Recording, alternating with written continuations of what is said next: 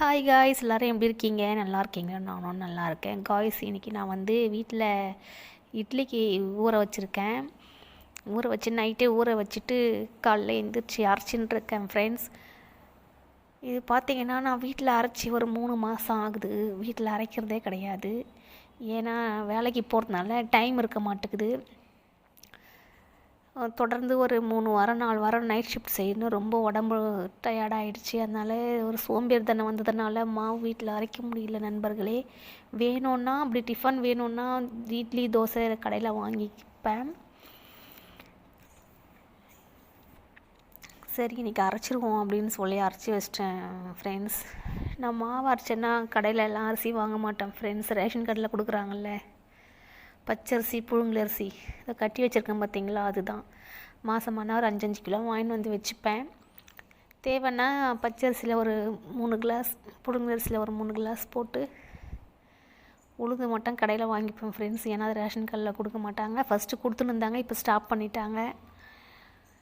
அரைச்சி வச்சுக்கிட்டுனா ஒரு 2 நாளைக்கு வரும் ஃப்ரெண்ட்ஸ். 2 நாளைக்கு ஒரு டைம் அரைச்சி வச்சுப்பேன்.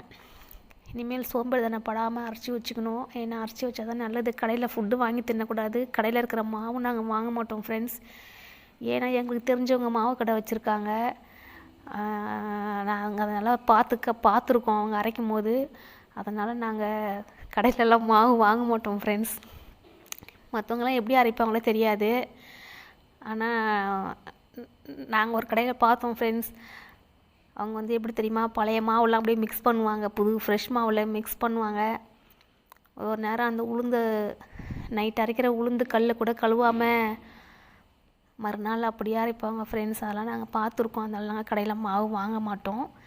எல்லோரும் அப்படி பண்ணுவாங்களான்னு தெரியல. நாங்கள் கடையில் வாங்க மாட்டோம். வீட்டிலே வேணுன்னா அரைச்சிப்போம் ஃப்ரெண்ட்ஸ். அப்படி இல்லைன்னா சாப்பாடு சாப்பிடுவோம்.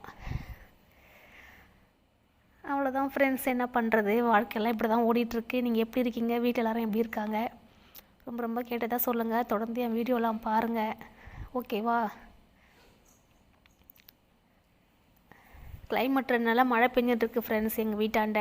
உங்கள் வீட்டாண்ட மழை பெஞ்சால் மறக்காமல் அப்படி கமெண்ட்டில் சொல்லுங்கள், ஓகேவா?